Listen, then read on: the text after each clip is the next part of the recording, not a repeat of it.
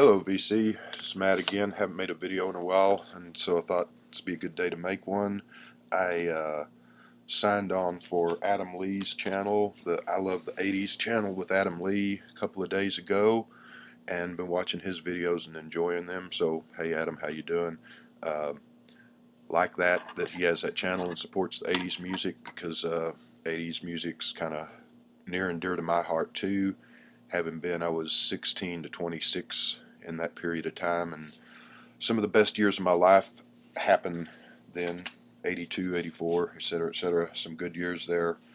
Anyway, Adam, upon reaching 80 subscribers, had decided to do a contest, and his contest was to name your 5 favorite female singers and or musicians of the 80s, and to name your favorite album by them and your favorite song. So thought that was kind of right up my alley. I love a lot of the old 80s music. I know it's a much maligned decade in a lot of quarters, but I don't agree with that. I think it may not have had the gravitas of the 60s, but there was a lot of great music in the 80s. There's a lot of crappy music in the 80s, but you can say that about pretty much any decade, and I'll take the 80s over 99% of anything that's come since then. I'll put it that way. So I had a lot of good memories of being a lot younger and having a lot more fun than I do nowadays in the 80s, and there was a lot of great music, uh, especially early on. Kind of tapered off towards the end of the decade, in my opinion, but we don't need to get into that right now. So, your top 5 favorite female singers, performers of the 80s. And the one thing about the 80s, because I was trying to come up with the list, and to me, the 80s, especially the early 80s, maybe the whole decade, was a lot like the early 60s for not just women, but for everyone. It was a kind of a singles oriented decade in a lot of ways, like the early 60s, where you had groups or singers had 1 or 2 hits and then they just sort of faded away. Thinking like uh, The Commissar by thinking Stop the World and Melt with You, songs like that, where I used to I picked up the singles back when those came out. Love those songs. I'm sure that those bands did other singles and did albums. I've never heard anything else by some of those bands. A lot of those bands that I just had the hits from, that I picked up on 45. Probably my loss, because probably some good music on there that I'm missing out on, and I need to look into one of these days. But I mean, certainly in the 80s there were great albums and bands that made a career, but there were a lot of bands that had 1 or 2 hits and just sort of faded away and went who knows where. As Men at Work were huge for 5 minutes, and I hear that one of the guys in that teaches high school math down in Australia, which is where they're from, and a lot of those other people have no idea where they were. But say that because there's a lot of 80s female singers that I really like, that I'm not going to include in my top 5 because of that, because they had 1 or 2 hits and just sort of faded away. So there's not. I'm sure they made albums past their hit days, but I didn't keep up with them, and so there's really not a discography, not a catalog. I think if you're going to say, you know, someone should have more than 1 or 2 hits. Tracy Ullman, They Don't Know About Us, one of my favorite songs of the 80s, and she did an album called You Broke My Heart in 17 Places, I think is the title of it. Don't have it, I'd love to get it, but I love that song. Past that, I don't know that she ever made another album. Maybe she did. I know that she's writer, actor, performer, and that was kind of her main thing. I think the album and the song was just a little sidetrack, which she did a really great job on it. Uh, Interesting little bit of trivia: They Don't Know was actually originally written and done by Christy McCall in 1979. She is the daughter of another singer-songwriter, Ewan McCall. She's from England or Scotland, I'm not sure which. Kind of was a hit in England, didn't do anything in America. 1983, Tracy Ullman did a cover version of it, which is the one that most of us know, that was all over MTV and became a hit. Another band, Patti Smythe and Scandal, The Warrior, Goodbye to You. I love both of those. Had the singles. I saw them in concert. They opened for the Kinks in 1983, I believe. When I saw the Kinks, saw the Kinks 3 times, and they were the opening act in the second time I saw them. But I mean, they kind of disappeared. I know that she had some kind of MOR hits later that I wasn't really interested in, and I don't know what became of. Scandal's long gone. I'm not sure if she still performs. Uh, Missing Persons, they were huge in '82 or so. Del Bosio, great stuff. You know, What Are Words For, Walking in LA, Mental Hopscotch. But then Spring Session M was a big album, was all over MTV with the videos. They kept making albums, I think. I'm not sure, but based on one album or a handful of 45s, so they didn't get in. 99 Luft Balloons by Nina, another favorite. There was the American version of it, and there was a version sung in German. I think it was German. Never heard from her again. Maybe she kept on going, I don't know. Then I've already watched some of the responses of other people to Adam's contest here, and Tina Turner gets a lot of mention. I think in 4 of the 5 videos already up. I love Tina Turner. She's great. She probably blows away anybody in the '80s, really, or anybody on my list. But for me, Tina Turner is the '60s and the '70s, and Aretha Franklin too. She had a Pink Cadillac covering Bruce Springsteen and Riding on the Freeway of Love, so she had a couple of hits in the '80s. But to me, when I think of Aretha and Tina, that's '60s music and it's '70s music, and that's when they were in their solid days, and just um, that was their height. The stuff they did in the '80s, I'm not hating on it, but it doesn't do much for me. So they didn't get included in my top 5 of the '80s. If I was doing my top 5 female singers overall, they would certainly be there. But so my top 5 of the '80s list is a Lily White list, unfortunately, because uh, soul music is my favorite kind of music of all time. Kind of ties with Beatles and British invasion stuff and soul music. But the '80s, in my opinion, I mean, I know a lot of people are going to differ with this, but the '80s, in my opinion, wasn't very soul music didn't have a very good '80s, I guess. Which, and a lot of the guys, a lot of the bands from the '60s uh, didn't have a very good '80s either. So it's not like that wasn't going around for a lot of the older performers. But I mean, obviously you had Prince in the '80s. He's great. I don't really know what Prince is, if he's soul, rock and roll, or how you classify what he does. Obviously, it's a little bit of soul, but I'm getting off topic here. So, who did I pick? Well, and here's the other thing. The bad thing about this is that I don't have records, unfortunately, for everybody that I'm picking. Um, I did at one time, and some of them I don't anymore. So the first 2 I don't have anything on. I've got some stuff on iTunes. Used to have their albums, so we're just going to have to pretend that we're looking at an album when we're not. And the rest of them I've got CDs and or vinyl records for. But oh, and one other thing real quick. One of my favorite albums of the '80s, Shoot Out the Lights by Richard and Linda Thompson.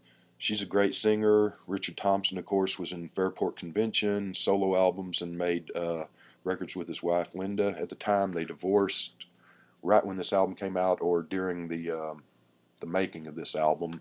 One of the best albums of the '80s. This is 1982.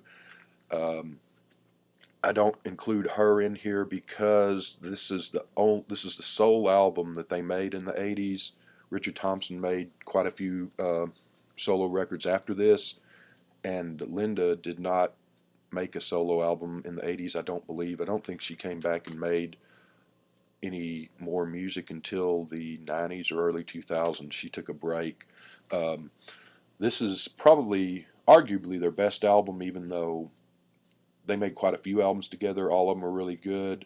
I Want to See the Bright Lights is a great one, which I think is from '75. Most of their output took place in the '70s, and this album had a kind of long and interesting story, and so it came out in 82. I think they actually started working on it in 79, 80, 81 maybe. So, but that's the only thing that they did. Sunny Vista might have been 1980, but I'm not positive. But I think that's the only thing they did in the 80s. So one album, I'm not going to count her as one of my favorite singers of the 80s. But check that out. And if you haven't heard it, this wonderful, great album, good stuff. So the first two I said I don't have any records or CDs to show you. But let's start with, we'll go from 5 to 1, I guess. Altered Images, a Scottish group, kind of a new wave group. Claire Grogan, Grogan. Happy Birthday was the big song. They had, was not a huge hit in America, but it got played a little bit. They had more hits in England, and they were around till around about 83 or so, from about 79 to 83. Claire was also in the 1981 movie Gregory's Girl, which was, I think, directed, I want to say Bill Forsyth, but I think I probably got that wrong. He also did the movie Local Hero that came out in the early 80s, which is a great movie. Gregory's Girl's worth searching out and checking out if you get a chance. Anyway, she was a teenager at the time, good singer, and just kind of poppy new wave music. She went on to do some solo stuff. She also later acted in, if any of y'all watch PBS, the British comedies and dramas, she was in Red Dwarf, Father Ted, EastEnders, and Skins. Skins being the British version, not the MTV thing that they did a couple of years ago. So, yeah, Altered Images, check them out. The other one is Chrissie Hynde and the Pretenders. That would be number 4. And I had their first 4 albums at one time, and I do not have any of them at right this time. Favorite album by them would be the debut. I also liked their second one and the little EP they did in between the first and the second, and then when half the band died and changed their sound substantially because of that, the album with the fourth album, which I just went blank on right now, but My City Was Gone and Middle of the Road came from that album, which was not as highly rated, but a good album. But the first album is great, and favorite song off of that would be Mystery Achievement or Kid, even though you really can't go wrong with any of them. So we're up to number 3, I guess, and here it gets kind of tough because these could be interchangeable.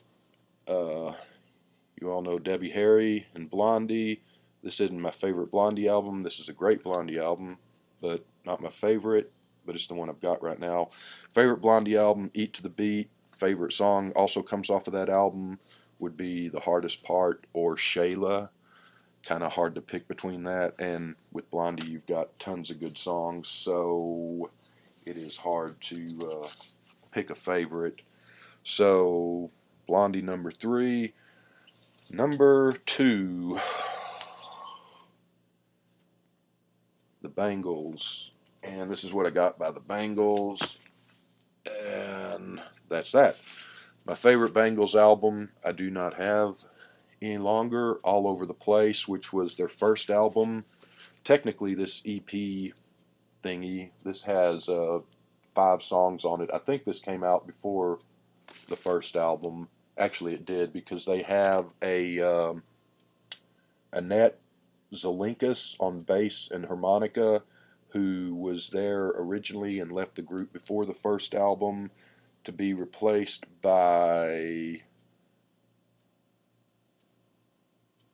Michael, I guess that's her name, Michael Steele on bass. So anyway, I don't know what happened to Annette, but and the Bangles also did I don't remember the name of it, they did an initial 45 on a little independent record label called Down Kitty, I believe. I've never heard that. I think they're go for a pretty penny if you can find them on eBay nowadays. This little EP thing is pretty good. Several cover songs on here, and then they write some songs. This is the one that made them famous, of course, big time famous. Walk Like an Egyptian and If She Knew What She Wants and Manic Monday. My favorite is their debut album, All Over the Place.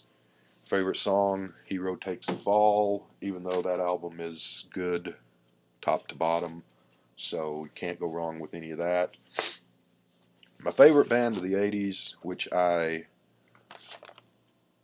showed at the beginning of the video, Go-Go's. This is Vacation.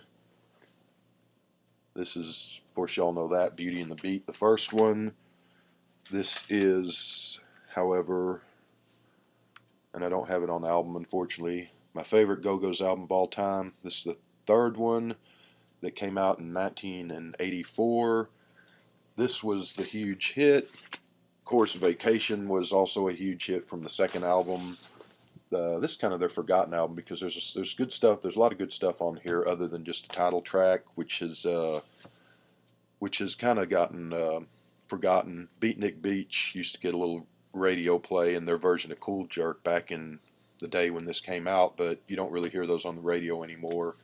Of course, Our Lips Are Sealed and We Got the Beat, which I still love, but it's like someone else mentioned here, the Stairway to Heaven effect, where you've heard it a bazillion trillion times. So it's a great song, but you know, this was my favorite. I think this is their most accomplished album, made under difficult circumstances. Charlotte Caffey, I think it was Charlotte, one of them had to have heart surgery during the making of this album, and they were having group troubles because they broke up shortly after this. Jane Weedland left the group and they got someone else to fill in for a while on live dates. I think they started to make another album, but it just didn't work out and they broke up. And then, of course, Belinda Carlisle went on to be huge on a solo as a solo artist. And Jane Weedland made a couple of solo records and got a little bit of radio play. One of them was Fur, and forget the other ones, but I think was it Riding on the Highway or something. I can't remember the song that got some radio play.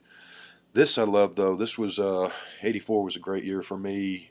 Head Over Heels, Turn to You. My favorite Go-Go song probably.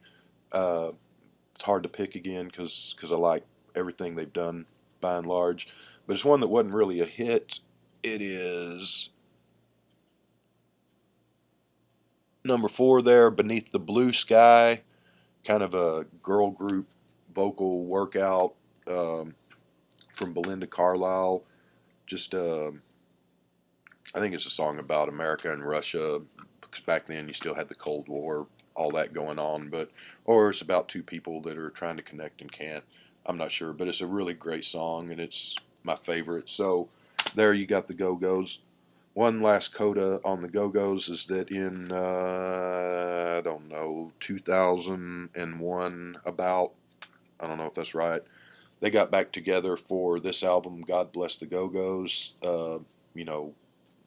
15, 16 years after the fact. As is the case with most of these reunion affairs, when a group gets back together a decade or more after they broke up, it's not very good. There are a couple of Daisy Chain, and there was another one that's really good on here,